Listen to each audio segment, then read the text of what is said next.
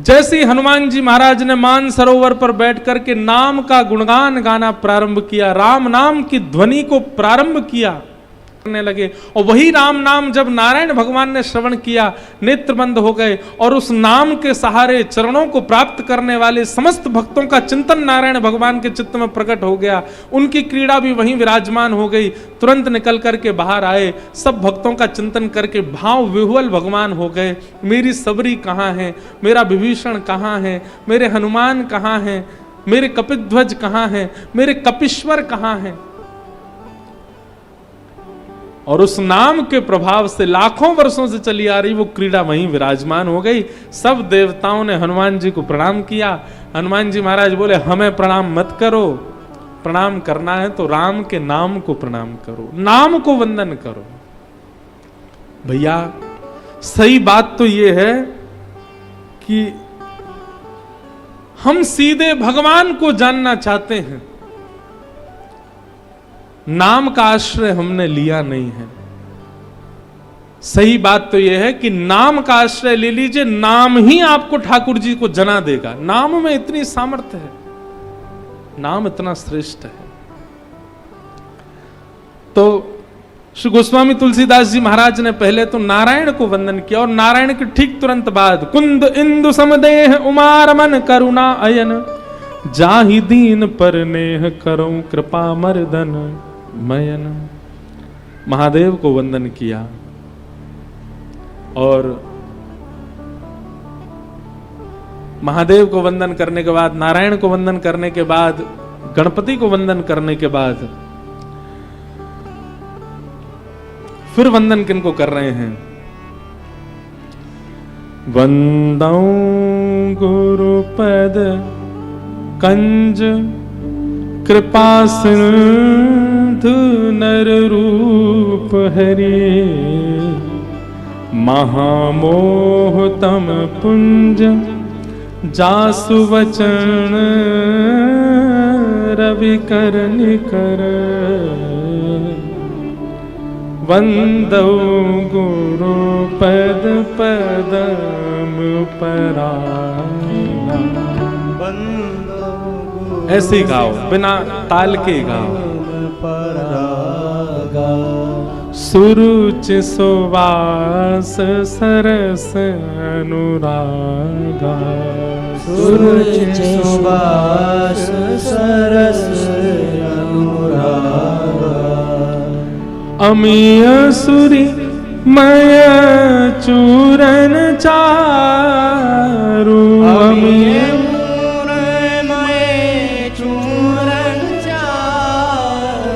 समन सकल भवरज परिवार, समन सकल भवरज परिवार। गुरु को वंदन किया। बंधुओं, गुरु कौन है? जैसे ठाकुर जी ने हम सब का निर्माण तो किया, हम सबको नेत्र प्रदान किए, नासिका प्रदान की, जिह्वा दी, कान दिए, हाथ दिए, पैर दिए, सकल शरीर प्रदान किया ठाकुर जी ने। परंतु इस शरीर से अपना कल्याण करने का जो मार्ग है वो गुरु ही बता सकते हैं। सीधी बात है, रसोई घर में टमाटर भी हैं, आलू भी हैं, भिंडी भी हैं, नमक भी है, मसाले भी हैं, मिर्च भी हैं, सारी व्यवस्थाएं हैं, पर उन व्यवस्थाओं को व्यवस्थित करके साग बनाना जो सिखाए वो गुरु है। भगवत प्राप्ति की सारी व्यवस्थाएं भगवान ने हमको जन्म से देकर के भेजी हैं। ठाकुर जी ने हाथ दिए, पैर दिए, नेत्र दिए, नाक, कान, सब कुछ प्रदान किया है ठाकुर जी ने। ये सब वह वस्तु हैं जिनसे भगवत प्राप्ति बड़ी सहजता से हमें हो सकती है। मतलब सब्जी सारी दे के भेजा है ठाकुर जी ने हमको, पर सब्जी को बनाना गुरु सिखाते हैं। इन नेत्रों से हम कैसे ठाकुर जी का दर्शन करें, कानों से कैसे श्रवण करें, हाथों से कैसे सेवा करें, चरणों से कैसे प्रदक्षिणा करें, यह तो गुरु सिखाएगा।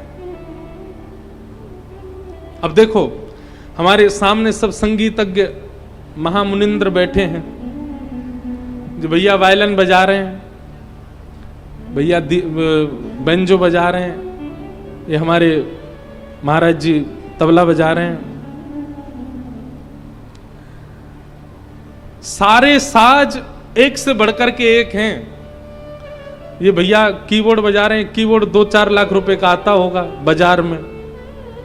वायलिन भी 1.5-2 लाख रुपए का तो आता ही है, बेंजो भी इतने का ही आता होगा। सबकी कीमत बहुत है, सबका स्वर एक से बढ़कर के एक है, सब बहुत महंगे हैं और सब एक दूसरे को आकर्षित करने वाले हैं।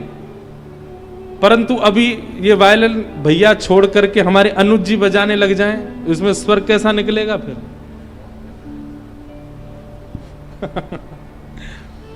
या तबला हमारे ये भैया छोड़ दें, सौरभ भैया बैठ जाएं तबला बजाने, फिर क्या बजेगा? सामग्री वही है, सामग्री का मूल्य भी उतना ही है, सामग्री का स्वर भी उतना ही है, लेकिन बजाने वाला यदि सुधी नहीं है तो उसके स्वर से किसी को प्रसन्न नहीं किया जा सकता। सही बात है कि नहीं? ठीक वैसे ही हम सब कौन हैं? हम सब साज हैं। अपने आप को जो मानना चाहो मान लो। हम तो सितार हैं, हम अपने आप को सितार मान रहे हैं। सितार में कितने तार होते हैं? कोई वंशी है, कोई सितार है, कोई वायलिन है, कोई बेंजो है, कोई वीणा है, सब अलग अलग साज यहां पर बैठे हैं। हम सबको ठाकुर जी ने परिपक्व बना करके भेजा, हमारे अंदर कोई कमी नहीं है, बिल्कुल बढ़िया हैं हम। लेकिन बस हमारे तारों को झंकृत करने वाला एक गुरु जीवन में आ जाए। हमारे इंद्रिय रूपी एक तार को भी झंकृत कर दिया, उसी तार के स्वर से ऐसा स्वर प्रकट होगा जिस पर वाहवाही संसार नहीं, जिस पर वाहवाही स्वयं श्री राम करेंगे। और जिस दिन राम जी ने वाहवाही कर दी उसी दिन हमारा इस संसार में आना सार्थक हो जाएगा। तो गुरु कौन है? ये सब गुरु बैठे हैं सामने, इनके सामने जो साज हैं, ये सब साज प्रिय इसलिए लग रहे हैं क्योंकि गुरु के द्वारा इनका वादन हो रहा है। और यही इन्हीं को हटा करके कोई और आकर के इनका वादन करने लग जाए, इनके स्वर से कोई रीझ नहीं पाएगा। ठीक वैसे ही हम हैं। हम आप सब लोग कभी सेलिब्रिटियों के अधीन हो जाते हैं, कभी संसार के विषयों के अधीन हो जाते हैं, कभी संसार की किसी वस्तु के प्रति अधीन हो जाते हैं। हमारे तार झंकृत तो होते हैं, दुनिया वाहवाही करती है, ठाकुर जी नहीं करते। ठाकुर जी वाहवाही कब करते हैं? जब किसी गुरु के अधीन हो जाते हैं। और जैसे ही हम किसी गुरु के अधीन होते हैं, हमारे इंद्रिय रूपी स्वर का जब जैसे ही तार छेड़ता है गुरु, हा हा, ठाकुर जी वाहवाही करते हैं, महादेव वाहवाही करते हैं।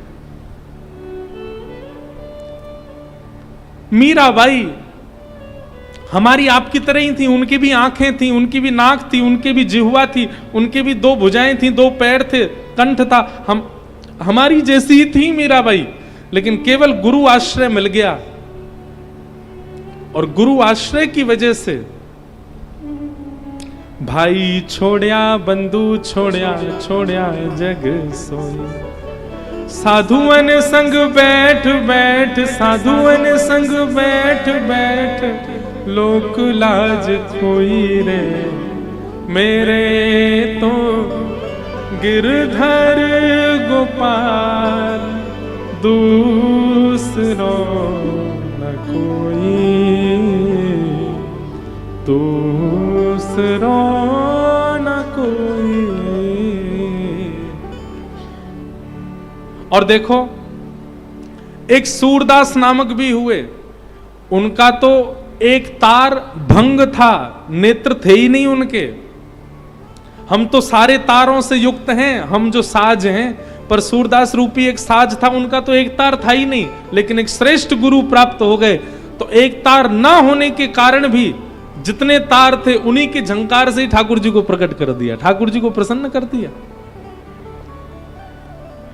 अष्टावक्र 8 जगह से वक्र थे, लेकिन गुरु कृपा से वक्र होने के बाद भी ठाकुर जी की कृपा से उनको प्राप्त हो गए। आहा,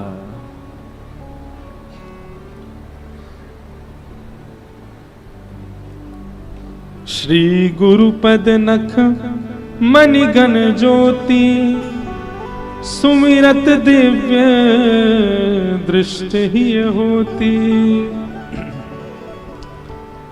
एक बहुत सुंदर बात,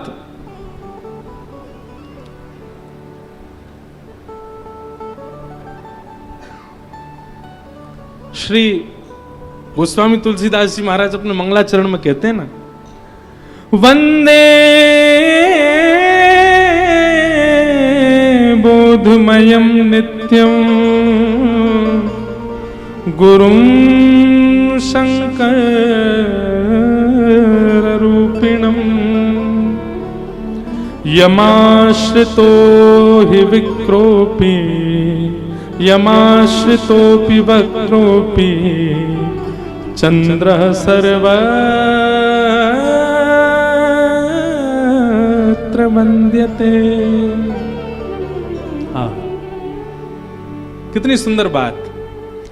गोस्वामी तुलसीदास जी महाराज कहते हैं, वंदे बोधमयम नित्यम गुरुम शंकर रूपिणम। मैं अपने गुरु स्वरूप श्री शंकर जी को वंदन करता हूं। शंकर हैं, ये तो उनकी विशेषता है ही, पर गुरु रूप हैं। यहां गुरु की महिमा बता रहे हैं। सब लोग सावधानी से इधर देखो, ध्यानपूर्वक सुनो। गोस्वामी जी महाराज कह रहे हैं कि गुरु कैसे होते हैं। बोले गुरु की कृपा कैसी होती है कि यमाश्रितो हि वक्रोपी चंद्रः सर्वत्र वन्द्यते। अरे मैं उन गुरु की शरणागति लेने की बात कर रहा हूं जिन महादेव गुरु के शरण में वक्र चंद्रमा गया। कैसा चंद्रमा? बोले टेढ़ा चंद्रमा। वक्र चंद्रमा जिन गुरु महादेव की शरण में गया, वो वक्र चंद्रमा भी जिन गुरु की शरण में जाने के बाद सब विद्यते, सबके दृष्टि में आ गया। महादेव कैसा चंद्रमा धारण करते हैं? पूर्ण चंद्रमा नहीं, वक्र चंद्रमा।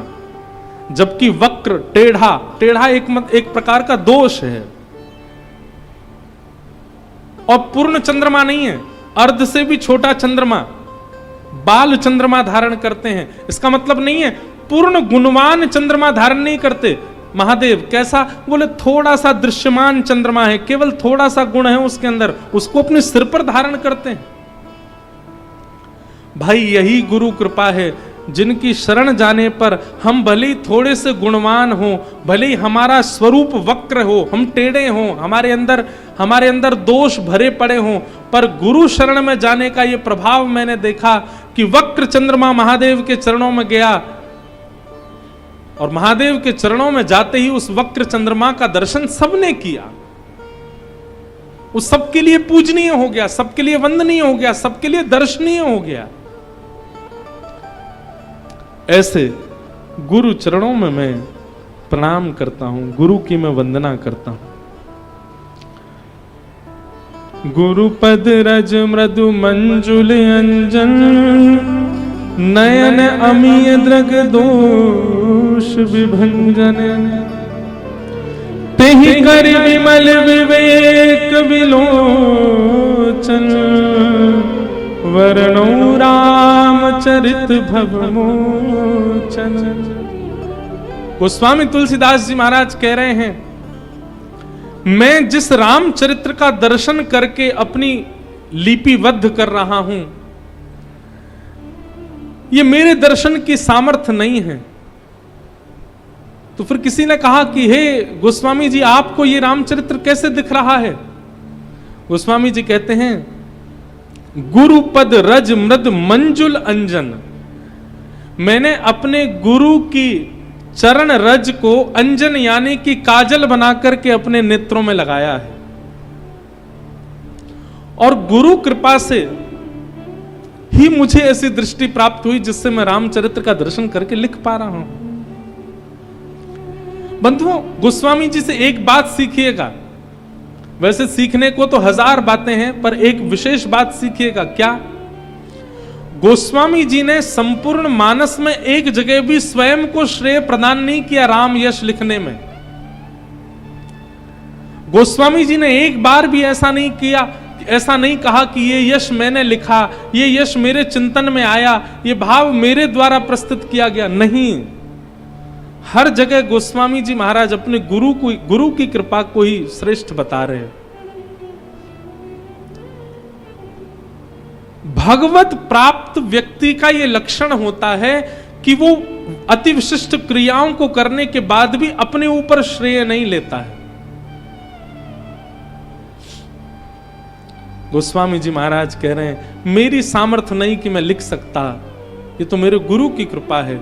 जिन गुरु कृपा से मुझे ऐसी दृष्टि प्राप्त हुई कि मैं ठाकुर जी का यश लिख पाया हूं। ते ही करी विमल विवेक विलोचन, वर्णो रामचरित भव मोचन। और देखो एक बात और, गोस्वामी तुलसीदास जी की वाणी में एक बात आपको बहुत अच्छे रूप से देखने को मिलेगी। बहुत ध्यानपूर्वक सुनिएगा। क्या? पहली बात तो गोस्वामी जी जो कुछ भी लिखते हैं उसमें श्रेय अपना नहीं मानते हैं कि मैंने लिखा है, अपने गुरु का श्रेय मानते हैं।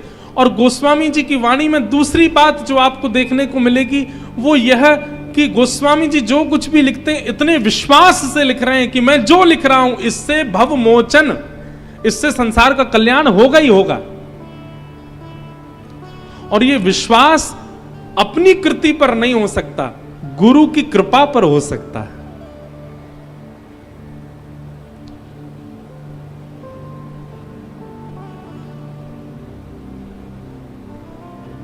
जो कोई ले तुम्हारी शरणा, तुम रक्षक काहू को डरना। किस विश्वास के आधार पर गोस्वामी जी इस बात को कह रहे हैं कि यह हनुमान जी आपकी जो शरण लेगा उसको किसी से डरने की आवश्यकता नहीं। हनुमान जी भी कह रहे होंगे, एक बार मुझसे तो पूछ लो कि मेरी शरण में आने वाले को इतना निर्भीक होने की आवश्यकता क्या। गोस्वामी जी किसी से नहीं पूछ रहे हैं, सीधा लिखते जा रहे हैं और इस विश्वास के साथ लिख रहे हैं कि मैं जो लिख रहा हूं इससे कल्याण होगा होगा होगा। क्यों? ये मेरी कृति नहीं है, ये मेरी गुरु कृपा है, ये मेरे गुरु का आशीर्वाद है। मुझे अपनी गुरु कृपा पर भरोसा है कि जो इसका आश्रय लेगा उसका कल्याण होगा।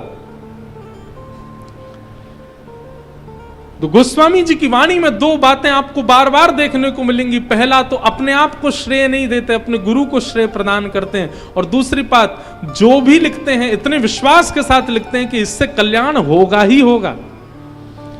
तेहि कर विमल विवेक विलोचन, वर्णौ रामचरित भव मोचन। संसार को विषय भोगों से मुक्त करने वाला मैं रामचरित लिख रहा हूं, किसकी कृपा से? गुरु पद रज मृदु मंजुल अंजन, नयन अमीय द्रग दोष विभंजन।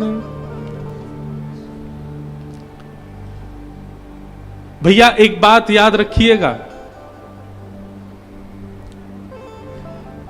गुरु के प्रति शिष्य केवल एक वस्तु अर्पित कर सकता है, इसके अलावा कोई दान नहीं, कोई दक्षिणा नहीं, कोई वस्तु नहीं। ये बाकी जो कुछ भी आप दे रहे हो ये एक्स्ट्रा करके दे रहे हो। मूल दक्षिणा जो गुरु के चरणों में शिष्य को अर्पित करनी चाहिए वो केवल एक है, और वो क्या है? विश्वास। जिस दिन आप अपने गुरु के आश्रित हो जाते हैं, गुरु आश्रित होने का मतलब होता है कि पूर्ण विश्वास, भरोसा, ये विश्वास दृढ़ चित्त में आ जाए, अब मेरा कल्याण होगा, अब मुझे कल्याण होने से मुझे कोई, हम तो एक बात कहेंगे, जिस दिन आपने गुरु आश्रय लिया उसी दिन इतना विश्वास चित्त में प्रकट हो जाए कि अब मेरे कल्याण में वादा है ही नहीं। इतना विश्वास यदि आपके चित्त में आ गया तो गुरु कृपा आपको परिलक्षित होती हुई प्रत्यक्ष दिखने लग जाएगी। और क्षमा करें, आपने गुरु आश्रय लिया और उसके बाद भी आपके मन में कहीं ना कहीं संशय है, पता नहीं मेरा कल्याण होगा कि नहीं, मेरी सदगति होगी कि नहीं, तो आप गुरु आश्रय में होकर के भी अपना कल्याण नहीं कर पाओगे। सूरदास जी महाराज कह रहे हैं, भरोसो दृढ़ है इन चरणन केरो, भरोसो दृढ़ इन चरणन केरो, भरोसो दृढ़ इन चरणन केरो, भरोसो दृढ़ इन चरणन केरो। श्री वल्लभ नख चंद्र छटा बिन, श्री वल्लभ नख चंद्र छटा बिन, सब जग माही अंधेरो, सब जग माही। ठाकुर जी का केवल गुरु के प्रति विश्वास, शिष्य का शिष्यत्व केवल इतना है कि अपने गुरु को केवल विश्वास रूपी दक्षिणा प्रदान कर दे। गुरु चाहे जैसे भी हों, यदि गुरु पदवी पर बैठे हैं और शिष्य अपना विश्वास अर्पित करता है, तो गुरु शब्द का दायित्व ठाकुर जी निभाते हैं फिर, और ठाकुर जी उसकी बेड़ा पार करने का पूरा संकल्प हाथ में लेते हैं। बस उसका विश्वास ना डगमगाए। वो कल रात्रि अनुज जी आप एक कथा सुना रहे थे, कौन से महात्मा थे वो? हैं? मूलदास। ये रात में हमको एक कथा सुना रहे थे मूलदास महात्मा की। एक मूलदास नाम के महात्मा थे, गुजरात में राजकोट के राजा उनके शिष्य थे। राजा ने मूलदास जी से गुरु दीक्षा ग्रहण कर ली, लेकिन विश्वास अर्पित नहीं किया अपने गुरु को। बहुत ध्यानपूर्वक सुनिएगा।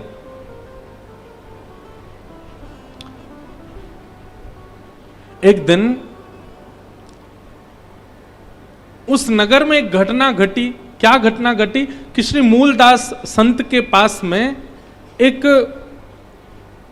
अबला नारी आई और रुदन कर रही थी। मूलदास जी ने पूछा, तुम रो क्यों रही हो, क्या बात है?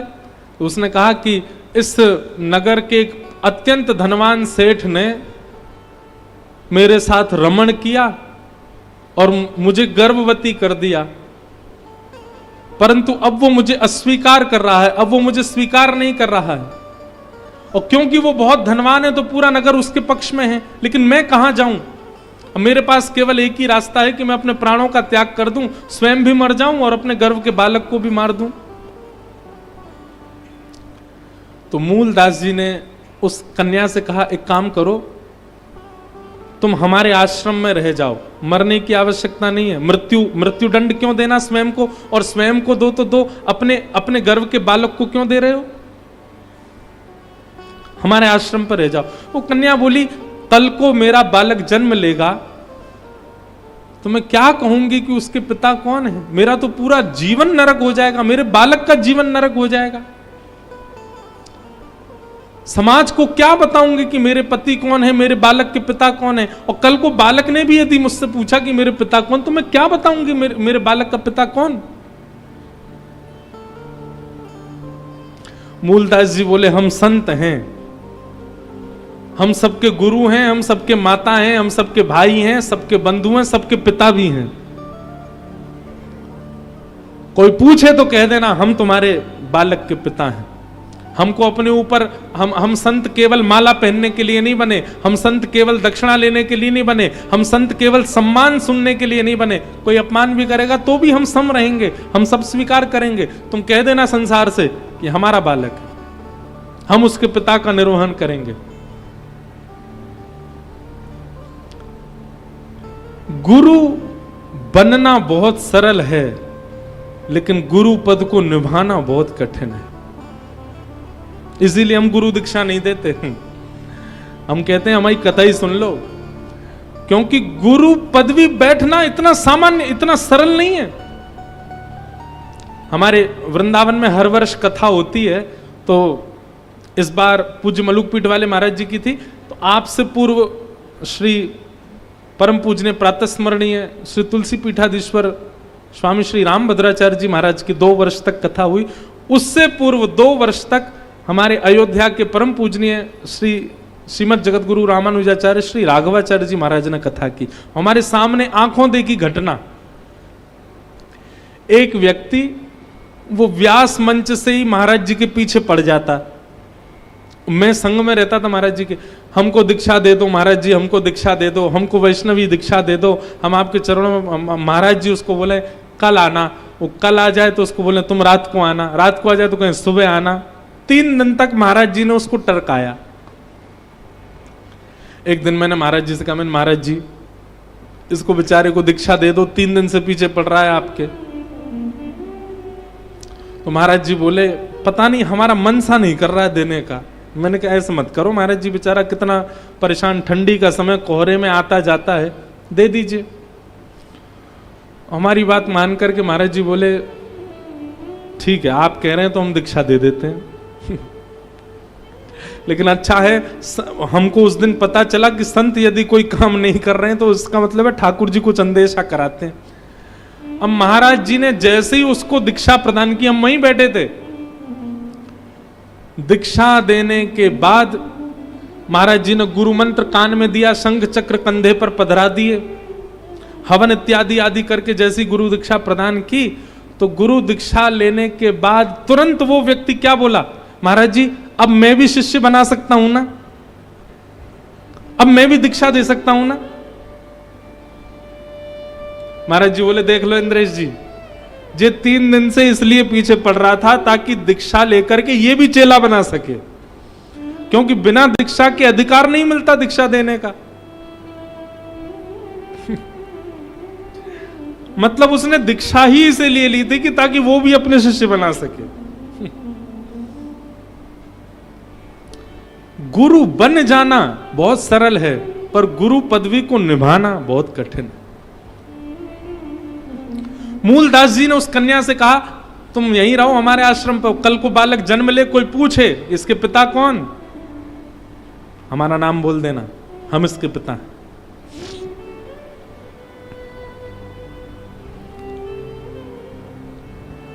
उस कन्या ने बालक को जन्म दिया, और जन्म लेने के बाद हवा की तरह पूरे नगर में बात फैल गई कि मूलदास महात्मा ने अपना सारा धर्म भ्रष्ट कर दिया, और सन्यासी विरक्त होने के बाद भी एक बालक के पिता बन गए। आश्रम से कई शिष्य छोड़ छोड़ करके चले गए, बोले हमारे गुरुजी पद भ्रष्ट हो गए। और ये खबर जब राजा को पता चली कि हमारे गुरुजी ने ऐसा ऐसा कृत्य किया है, अब कोई भी वास्तविकता नहीं जानता है, केवल सुनी हुई बात को मान करके सबने अपनी गुरु पदवी का, गुरु स्थिति का त्याग कर दिया। यहां तक कि राजा ने भी अपनी कंठी तोड़ करके नदी में प्रवाहित कर दी। बोले भैया हम तो गलत फंस गए ऐसे गुरु के चक्कर में, अब गुरु बदलेंगे।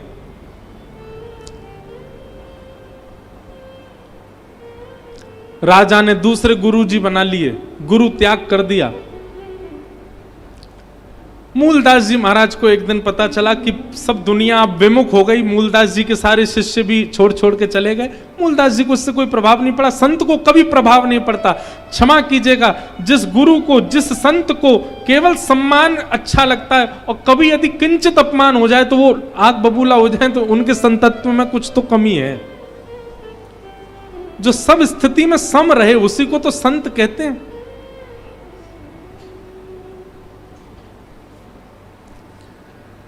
मूलदास जी महाराज आज राजा के दरबार में गए, अपने शिष्य के दरबार में गए, तो राजा अपने दूसरे गुरु के सामने नीचे बैठ करके और उनसे ज्ञान उपदेश ले रहा था।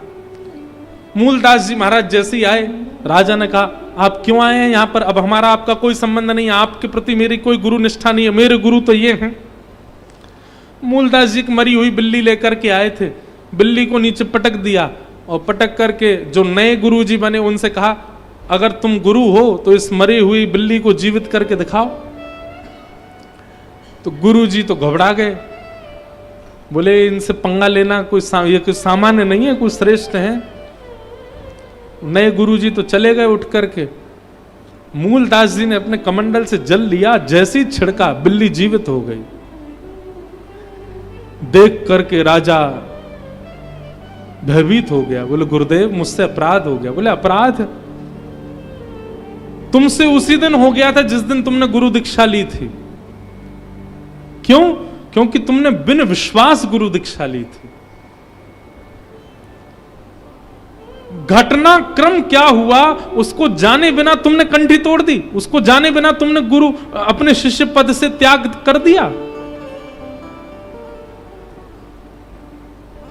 इससे गुरु का कुछ नहीं बिगड़ता, पर शिष्य को नरक जाना पड़ता है अगर वो अपना विश्वास प्रकट ना करे गुरु के प्रति। भैया देखो, माता पिता ने बालक को जन्म दिया, बालक जन्म से ही अगर अंधा हो गया, भगवान ना करे, लेकिन जन्म से ही अंधा हो गया, क्या माता पिता को उस बालक को छोड़ देना चाहिए? और जो माता पिता उस बालक का त्याग कर देते हैं वो माता पिता घनघोर नरक में जाते हैं। क्या बालक बड़ा हुआ और उसने देखा कि मेरे माता पिता तो अत्यंत वृद्ध हो गए, अब चल फिर भी नहीं पाते, और उनको जाकर के वृद्धाश्रम छोड़ आए, ऐसे बालक को नरक जाना पड़ता है। जब माता पिता के बालक के प्रति, बालक का माता पिता के प्रति संबंध त्याग करना नरकगामी होता है, तो शिष्य गुरु के संबंध में त्याग करना नरकगामी नहीं होगा? वहां भी नरकगामी होता है।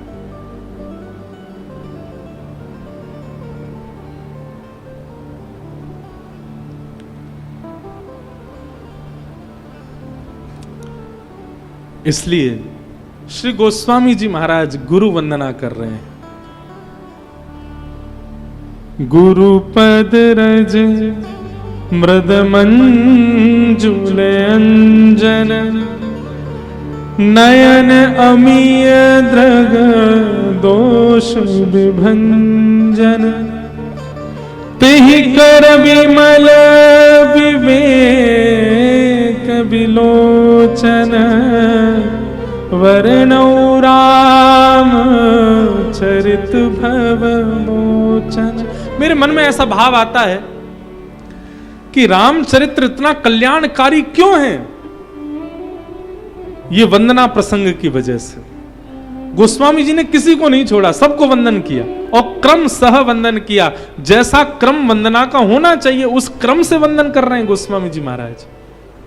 आपके लिए पुरानी बात होगी, पर मेरे लिए नया है, इसलिए मैं एक एक प्रसंगों को बड़े उत्साह से कहने का प्रयास कर रहा हूं।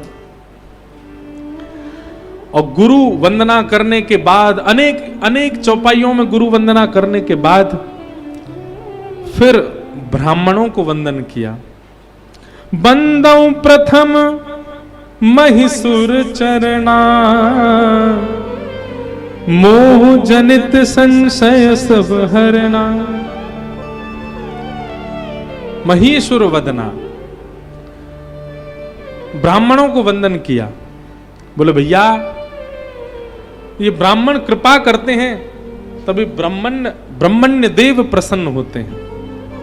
हम पुनः कहेंगे, कल भी कहा आज भी कहूंगा, ये कोई जाति विशेष की बात नहीं है। ठाकुर जी शूद्रों को भी गले से लगाते हैं, ब्राह्मणों को भी गले से लगाते हैं।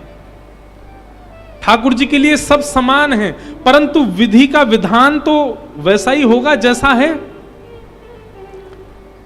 आपको भोजन करना है तो आप नेत्रों में दाल नहीं डालोगे, मुख में ही डालनी पड़ेगी। भले ही कान में छिद्र होता है, भले ही नासिका में छिद्र होता है, पर कान और नासिका से पानी नहीं पिया जाता। पानी जीभ से ही पिया जाता है, मुख से ही पिया जाता है। ये नियम है। अब उस नियम को कैसे बदलो? अब कोई कहे आपने नाक के साथ बहुत गलत किया महाराज जी। मैंने क्यों? केवल जीभ को पानी पिलाते हो, बेचारी नाक ने क्या बिगाड़ा? ये भी तो आपके गर्भ तक जाती है, इससे भी पानी पी के देखो, कैसे हो सकता है? आप महाराज जी कानों के साथ इतना बुरा क्यों कर रहे हो? क्यों? शहद का रस केवल जीव को ही देते हो, बेचारे कानों ने क्या बिगाड़ा? पूरी दुनिया के शब्द सुनवाते हैं, कभी कभी इन कानों में भी शहद डालो, आज डाल के देख लेना। नियम को यदि परिवर्तित करोगे तो नाश हो जाएगा। लेकिन हमको जितनी प्रिय जीव है उतने प्रिय कान है, जितने प्रिय कान है उतनी प्रिय नाक है। प्रिय सब हैं, पर सबका एक नियोजन है, सबकी एक व्यवस्था है। ठीक वैसे ही वर्णाश्रम एक व्यवस्था है, वो व्यवस्था बनी रहे। पर ठाकुर जी को कोई ज्यादा प्रिय, कोई कम प्रिय, ऐसा नहीं, सब प्रिय हैं, समप्रिय हैं। और कभी कभी एक बात कह दूं तो ब्राह्मणों पर कृपा ठाकुर जी थोड़ी कम करते हैं, अन्यों पर ठाकुर जी की कृपा कुछ ज्यादा ही होती है। और ठाकुर जी को ब्राह्मण इतने ही प्रिय होते तो सारे अवतार ब्राह्मण ही होते। ठाकुर जी क्षत्रिय बन के आते हैं। अरे क्षत्रिय बनना, वर्णाश्रम में आना, ये तो फिर भी हम लोगों की सोच होती है। ठाकुर जी तो वो बन जाते हैं जो कभी हम सोच नहीं सकते। हम ठाकुर जी से प्रार्थना करेंगे, हे ठाकुर जी 84 लाख योनियों में हमको कभी मत भटकाना, या तो पुनर्जन्म देना नहीं, मुक्ति दे देना, और पुनर्जन्म दो तो मानव ही बनाना और किसी योनि में मत बनाना। पर ठाकुर जी तो सूकर भी बन के आ जाते हैं, ठाकुर जी तो कुकर भी बन के आ जाते हैं, ठाकुर जी तो मत्स्य बन के भी आ जाते हैं। ठाकुर जी के लिए वर्णाश्रम और ठाकुर जी के लिए इस प्रकार की स्थितियां ये कोई विशेष नहीं है, पर व्यवस्था व्यवस्था है। इसलिए गोस्वामी जी ने ब्राह्मणों को वंदन किया।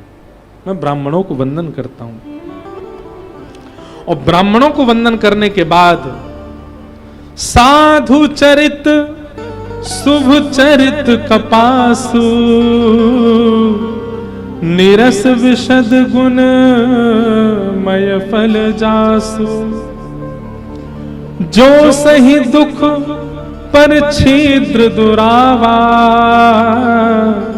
वंदनीय जही जग जस पावा। संतों को प्रणाम किया। साधु चरित शुभ चरित कपासु।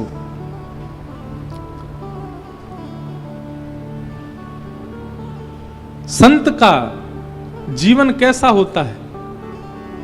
एक फल की भांति होता है, जो दूसरों को केवल रस प्रदान करता है, दूसरों की क्षुधा निवृत्त करता है।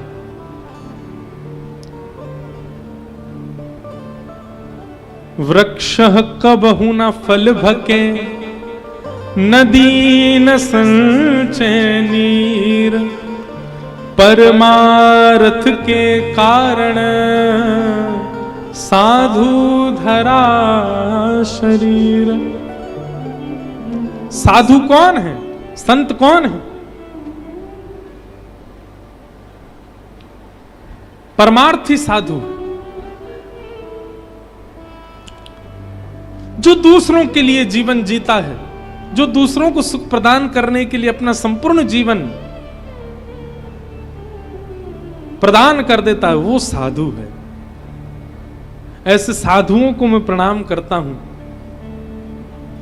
जो स्वयं तो पुष्प समान हैं, पर जिसके संस्पर्श में आते हैं उसको भी सुगंधित कर देते हैं, उसको भी आनंदित करते हैं, उसको भी ठाकुर जी के सन्मुख प्रस्तुत होने के योग्य बना देते हैं। ऐसे साधु संतों को मैं प्रणाम करता हूं। संतों को प्रणाम किया, तत्पश्चात तीर्थराज प्रयाग को प्रणाम किया। तीर्थराज प्रयाग के प्रणाम के बाद मानस जी की महिमा को सुनाया, मानस जी को प्रणाम किया।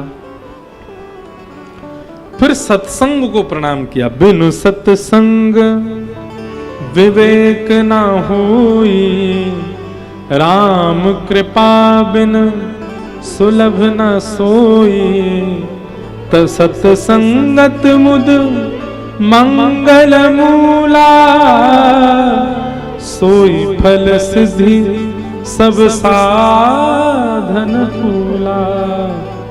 सठ सुध नहीं सत्संगति पाई, पारस परस कुधात सुधाई। बिनु सत्संग विवेक न होई, राम कृपा बिन सुलभ न सोई। सत्संग को प्रणाम करते हुए श्री गोस्वामी तुलसीदास जी महाराज कहते हैं कि प्रभु श्री राम की कृपा जब हमारे ऊपर होती है तो ठाकुर जी की कृपा का सबसे प्रथम चरण यही दिखता है कि हमको सत्संग प्राप्त हो जाए।